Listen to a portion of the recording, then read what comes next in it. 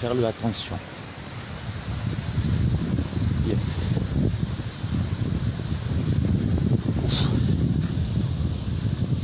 Je monte la montagne.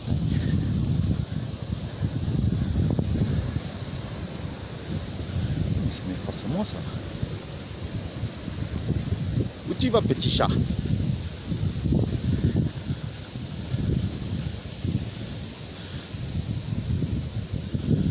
Désolé si ça bouge, j'ai pas de stab parce que j'ai pas les moyens.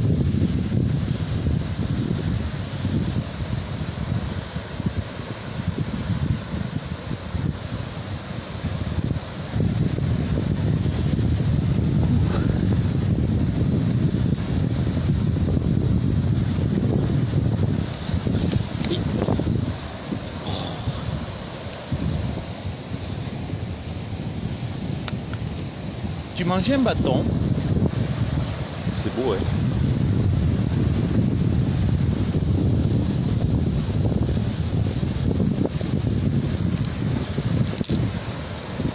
Merde. On va avoir du vent là.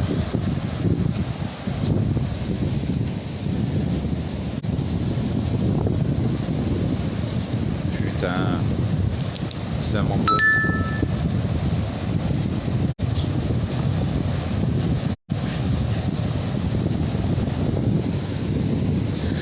C'est un vent d'ouest et on risque de pas m'entendre. Oui, je parle fort. Et alors? Oui.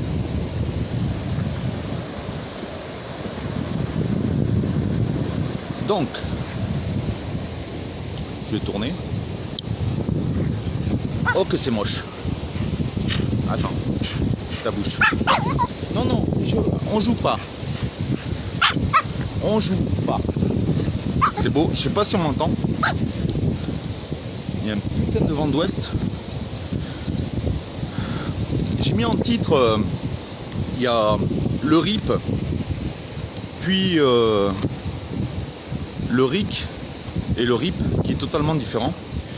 Parce que là, il y a un truc qui est en train de se passer suite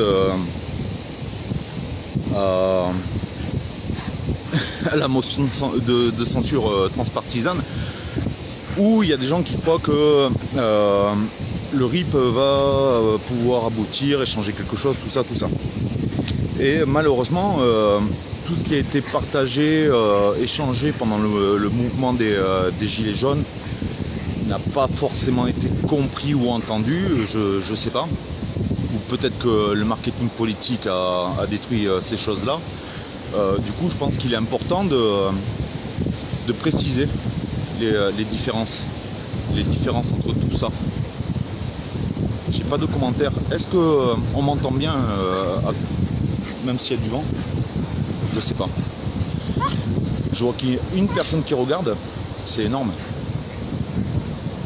Donc là, ce qu'ils vont déclencher, c'est un RIP, R-I-P, qui est un référendum d'initiative partagée. En fait, le truc, c'est le référendum d'initiative partagée dans notre constitution. Il est dans l'article 11. Il faut une pétition avec 1 million de signatures et je crois que c'est 3/5 de l'Assemblée des parlementaires qu'il faut qu'ils la soutiennent. Et en fait, c'est un truc qui fonctionne pas parce que déjà, bon, le nombre de signatures est très élevé. Et surtout, ça n'a rien de populaire parce que c'est les parlementaires qui décident à la fin.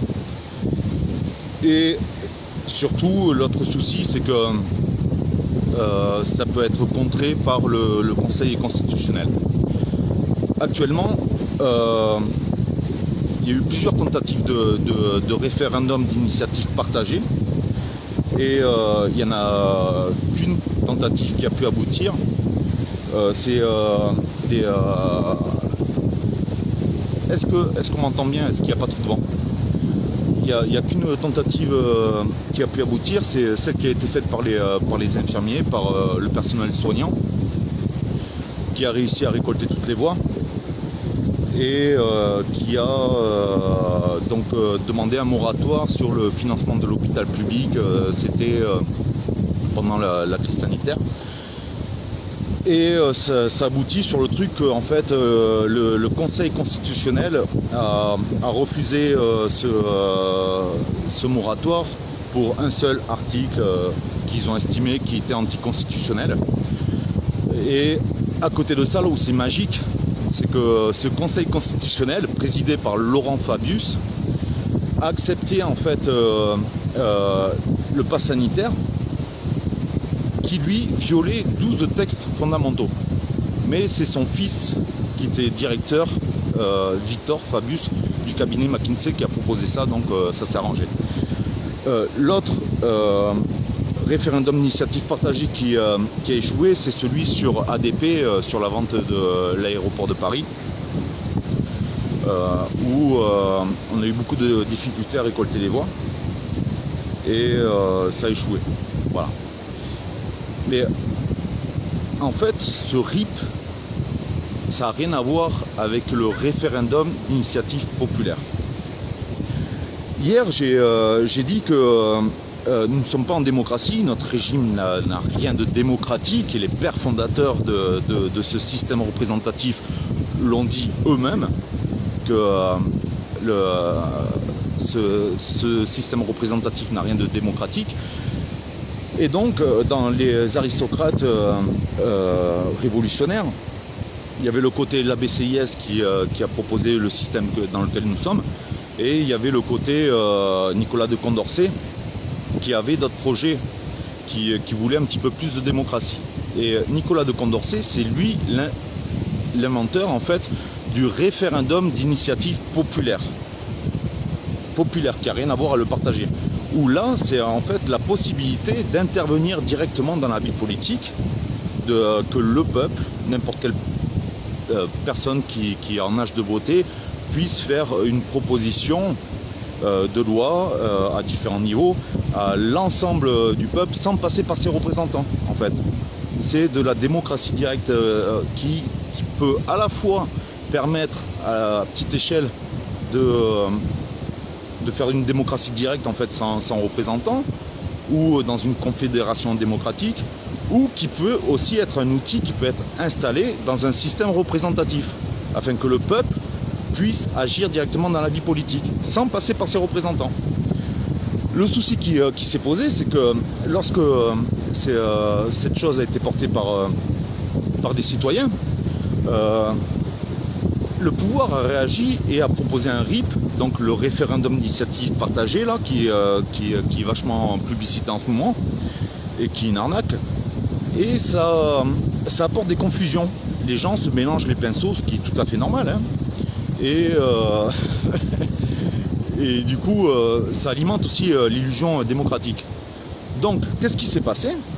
C'est qu'il y a eu des citoyens qui ont changé le nom du référendum d'initiative populaire pour le transformer en référendum d'initiative citoyenne. Et en fait, le référendum d'initiative citoyenne, c'est exactement la même chose que le référendum d'initiative populaire, mais c'est l'opposé du référendum d'initiative partagée. Je sais pas si j'ai été clair, putain, je suis en train de faire des nœuds au cerveau là, c'est compliqué l'affaire. Donc, et c'est quoi cette chose? Donc, les origines du référendum d'initiative populaire et du RIC, vous les connaissez maintenant. Et le RIC, donc le référendum d'initiative citoyenne, ça a été protégé par un citoyen lambda qui a vu cette arnaque et qui a dit bon, on ne peut pas laisser faire ça, donc on va transformer la chose pour pas qu'il y ait de confusion. Et ça a été porté par les Gilets jaunes. Cependant, derrière, qu'est-ce qui s'est passé? C'est qu'il y a énormément de professionnels de la politique qui ont mis dans leur programme, dans les promesses, ce référendum d'initiative citoyen. Et aujourd'hui, on voit que ces candidats ne le mettent pas en fait dans les niches parlementaires et ils le proposent pas et ils font pas en sorte de l'aboutir, alors que c'est quelque chose qui est essentiel parce que pour les personnes qui pensent que le 49.3 c'est un déni de démocratie, actuellement, avec un référendum d'initiative citoyenne en matière constituante, c'est la pétition que j'ai soutenue, qui épinglait, qui expliquait sur ma page, on pourrait abroger le 49.3, on peut changer les règles de représentation, on peut faire plein de choses, mais dans l'état actuel, il ne faut pas laisser en fait les règles être écrites par ceux qui veulent le pouvoir. Et il est là le truc. Et aussi, il y a une chose qui est extrêmement importante, c'est pour ça que je pense qu'en fait, nous sommes perdus, parce qu'on a raté le coche, c'est que le référendum d'initiative citoyenne, ce n'est pas qu'une revendication, ce n'est pas qu'une mesure, ce n'est pas qu'une boîte à outils. Enfin si, c'est une boîte à outils, mais tout dépend du contenu de la boîte à outils. Il faut voir les choses avec précision. Si tu donnes à un électricien, à un mécano par exemple, une boîte à outils d'électricien, il ne va pas pouvoir réparer un moteur, tu vois. C'est le contenu de la boîte à outils qui est important. Et cette boîte à outils, ce n'est pas qu'une revendication, en fait, c'est un état d'esprit. Et en réalité, c'est là où... et le pourquoi je me dis on est dans la merde, et pourquoi on va taper un mur, et pourquoi on risque de ne pas se relever, c'est que cet état d'esprit, on ne l'a pas. Le référendum d'initiative citoyenne, ou le référendum d'initiative populaire, le vrai, c'est en fait la décentralisation du pouvoir, la décentralisation de la prise de décision. C'est quelque chose qui est à l'inverse de la volonté de maîtriser. C'est quelque chose qui est en accord en fait avec l'intelligence collective. C'est qu'il y a un citoyen qui se pose des questions sur le système, il rédige une pétition, une proposition de loi, il interroge l'ensemble de la citoyenneté, il y a une campagne d'information, de débat contradictoire, et c'est la citoyenneté qui décide. Il n'y a pas de volonté de maîtrise, quoi. Et ça, on l'a pas, parce que je me rends compte que autant les partis politiques et les militants des partis politiques ont toujours cette volonté de maîtrise, ont un comportement en fait autoritaire dans le sens où c'est tout leur programme qu'il faut prendre. T'as pas le choix. Et il faut que tout le monde accepte ça. Il faut que tout le monde. Déjà, ça c'est un problème. C'est aller à l'encontre de notre espèce, l'humanité qui est différente, et c'est cette différence qui fait sa richesse. C'est que tu peux pas faire un nivelage, quoi. Tu peux pas faire un nivellement, tu peux pas imposer à tout le monde, tu vois. Il faut discuter avec tout le monde et tenir compte de toutes les sensibilités. Il faut pas vouloir maîtriser. Et cette chose-là, c'est cette volonté en fait de tenir compte de toutes les différences. Autant chez les militants, les partisans, c'est normal, ils l'ont tous parce qu'ils veulent imposer leur secte, leur parti politique. Mais là où je trouve que c'est inquiétant, c'est que même chez les militants qui se disent apolitiques, apartisans, ils ont aussi cette attitude, le mimétisme de l'ennemi en fait. On est conditionné par cette société à vouloir apporter qu'une seule solution, à dire que la démocratie c'est quand j'ai raison, c'est quand tout le monde est d'accord avec moi. Non, en fait la démocratie c'est surtout, c'est pas le consensus. Le consensus c'est de la merde. C'est savoir faire vivre un dissensus où personne n'est d'accord, où en fait on va discuter, débattre, argumenter de sorte à progresser. C'est ce que je disais hier aussi dans la vidéo, c'est que en fait il n'y a pas de problème, il n'y a que des opportunités. J'ai mon chien qui fait une dépression. Il n'y a pas de problème, il n'y a que des opportunités de progresser. En discutant, en mettant en avant justement ces problèmes, en les faisant évoluer. Et là c'est la même chose sur le RIC. Comme ça a été détruit, on va dire, cette image du RIC qui a été portée par les Gilets jaunes, par les partis politiques, il y a énormément de personnes qui disent oui mais le RIC il existe ailleurs mais il ne fonctionne pas. C'est pas faux. Il existe dans 36 pays dans le monde, alors que c'est une invention française. Et dans certains pays, ça fonctionne pas, ou ça fonctionne plus ou moins bien. Mais c'est pas un problème. Le truc, c'est de voir pourquoi ça fonctionne pas. Et comme un connard, j'ai encore pas coupé les notifications. Hop. Parce que je suis comme ça. le truc, c'est de essayer de voir et comprendre pourquoi ça ne fonctionne pas et de faire en sorte d'apporter ces améliorations, de faire en sorte de comprendre les mécanismes. Si ça ne fonctionne pas, parce que le RIC, donc l'intervention citoyenne, le RIC, c'est la possibilité à n'importe quel citoyen de proposer quelque chose à l'ensemble des citoyens sans demander à ses représentants. C'est pas plus compliqué que ça, c'est une intervention directe. Si ça ne fonctionne pas parce que les représentants peuvent interagir et revenir sur la décision citoyenne, mais il faut le rendre obligatoire. Et souvent, là où il y a un truc très pertinent, c'est qu'on dit ça ne fonctionne pas par rapport aux médias. Mais c'est vrai. Mais dans ces cas-là, dans la rédaction du RIC, là où tu introduis la souveraineté populaire, tu mets un temps d'information impartial, tu vois, un temps de débat avec tout le calendrier, tout ça, avant le référendum, bien entendu, et un temps de débat contradictoire obligatoire pour que les gens puissent avoir toutes les variables, puissent avoir toutes les informations, puissent nourrir leur esprit critique pour décider. Donc tu l'inscris ça. En fait, il est là le truc, c'est que si on attend des solutions de ceux qui font partie du problème ou qui créent le problème, on ne va jamais progresser. Et si, même là, on voit, j'entends, on est dans un truc révolutionnaire, c'est la révolution, machin, tout ça. Mais la violence, en fait, ça va servir le pouvoir. Ils vont pouvoir durcir les règles, ils vont pouvoir passer à l'état supérieur, et puis il y a plein de choses qui s'effondrent.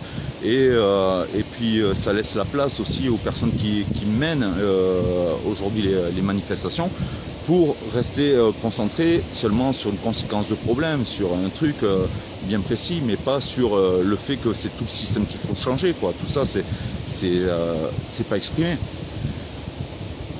Et du coup, ce que je voulais dire par rapport à l'état d'esprit du RIC, c'est cette